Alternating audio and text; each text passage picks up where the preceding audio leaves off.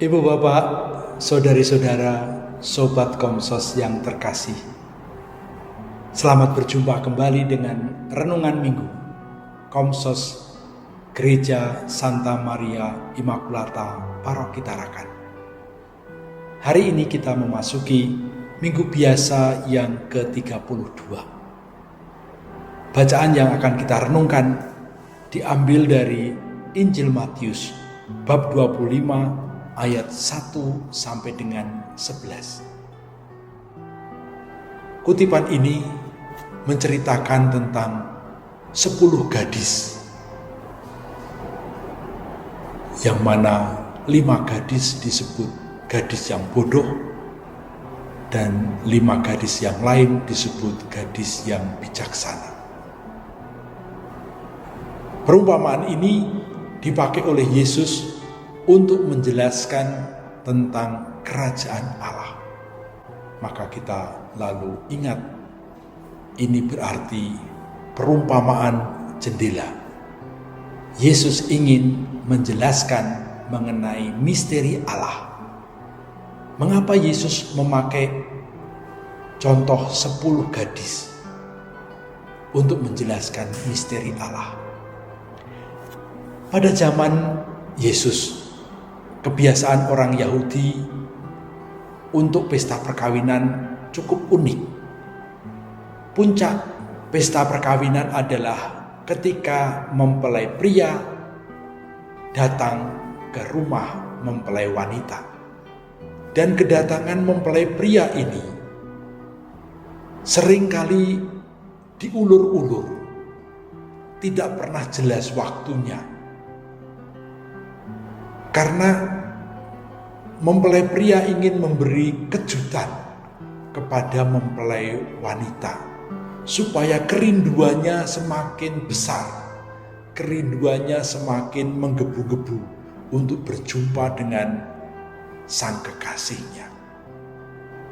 Nah, biasanya mempelai pria ini diikuti juga rombongan pengiring pria.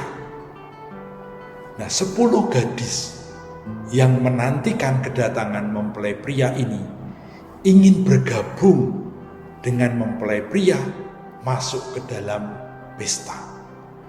Mereka berharap di antara rombongan mempelai pria ini ada pria-pria yang akan menjadi pasangan mereka di kemudian hari. Maka 10 gadis ini menanti dengan penuh semangat kedatangan mempelai pria. Tapi rupanya mempelai pria nggak datang-datang. Sampai mereka ngantuk dan tertidur. Mereka baru bangun ketika ada teriakan, mempelai datang, sambutlah dia, songsonglah dia. Baru mereka ribut, ayo, mempelai sudah datang. Dan ketika mereka melihat lentera yang mereka bawa, 5 orang lenteranya mulai redup,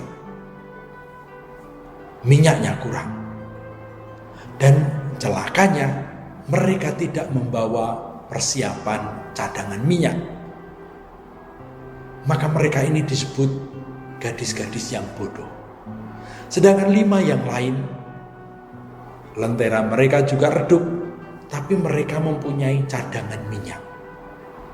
Maka mereka tidak khawatir. Mereka kemudian bergabung dengan mempelai pria yang sudah datang masuk ke dalam tempat pesta. Sedangkan 5 gadis yang bodoh tadi, mereka harus mencari minyak dan menyusul. Dan ketika mereka mau masuk, pintu sudah ditutup. Mereka dianggap tidak dikenal. Menyambut kehadiran Tuhan diperlukan kesiapsiagaan. Kita tidak bisa menyambut Tuhan tanpa mempersiapkan diri dengan sebaik-baiknya. Kita tidak bisa menyambut Tuhan dengan sambil lalu. Kita tidak bisa menyambut Tuhan tanpa mempersiapkan diri dengan baik. Tuhan adalah Dia yang mau mengajak kita memasuki pesta. Tuhan adalah Dia yang mau mengajak kita hidup bahagia.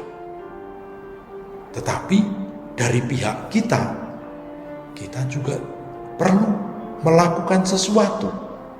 Paling tidak, kita membuat persiapan-persiapan yang sepantasnya untuk masuk di dalam kebahagiaan atau keselamatan yang sudah disediakan Tuhan.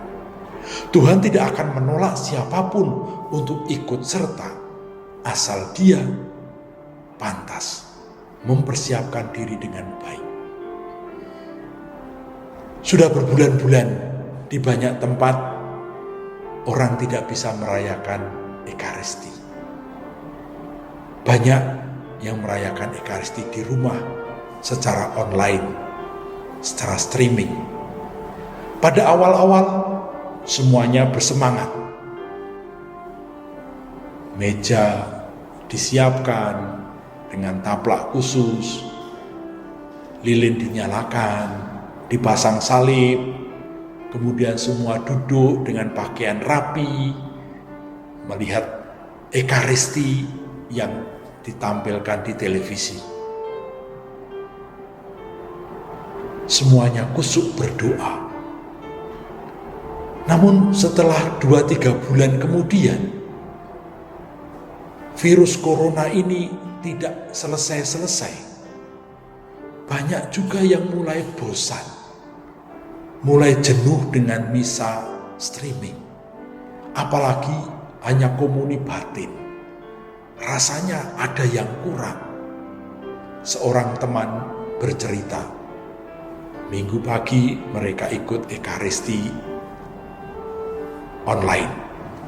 Semua sudah siap dan mereka mulai mengikuti doa dalam Ekaristi itu. Tidak sampai 10 menit, si bapak yang duduk di samping istrinya mulai mendengkur karena tertidur. Ada juga yang bercerita, oh tadi saya mengikuti misa dengan Uskup Bandung. Setelah itu saya ikut misa dengan Uskup Jakarta sambil masak. Bagaimana ini? Ikut misa sambil masak. Apakah dia mempersiapkan dengan baik hatinya untuk mengikuti misa itu, Ekaristi itu? Ibu bapak, saudari-saudara yang terkasih, itu hanya sedikit gambaran bagaimana menunggu kedatangan Allah itu ternyata bisa membosankan, membuat kita bisa terlena karena tidak pernah jelas kapan Tuhan mau datang. Kadang-kadang kita melakukannya dengan sambil lalu, sambil melakukan ini dan itu. Tidak ada keseriusan yang kita tunjukkan.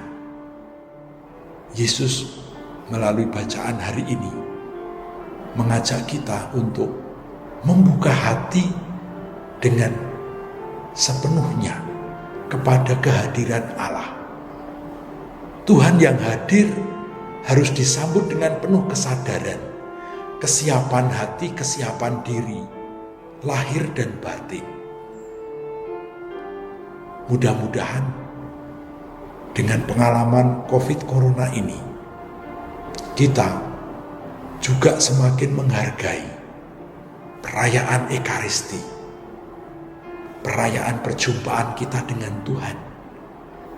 Doa-doa yang kita lakukan di rumah atau di gereja, kita lakukan dengan sungguh-sungguh, dengan kesiapan hati. Bukan dengan sambil lalu atau dengan sambil mengerjakan hal-hal yang lain. Sehingga kita tidak lagi tahu yang sungguh-sungguh penting yang mana. Yang sungguh-sungguh serius yang mana. Tuhan hadir dan Dia mengundang kita untuk berbahagia bersamanya. Semoga kita menyiapkan diri kita dengan pantas untuk menyambut kehadirannya.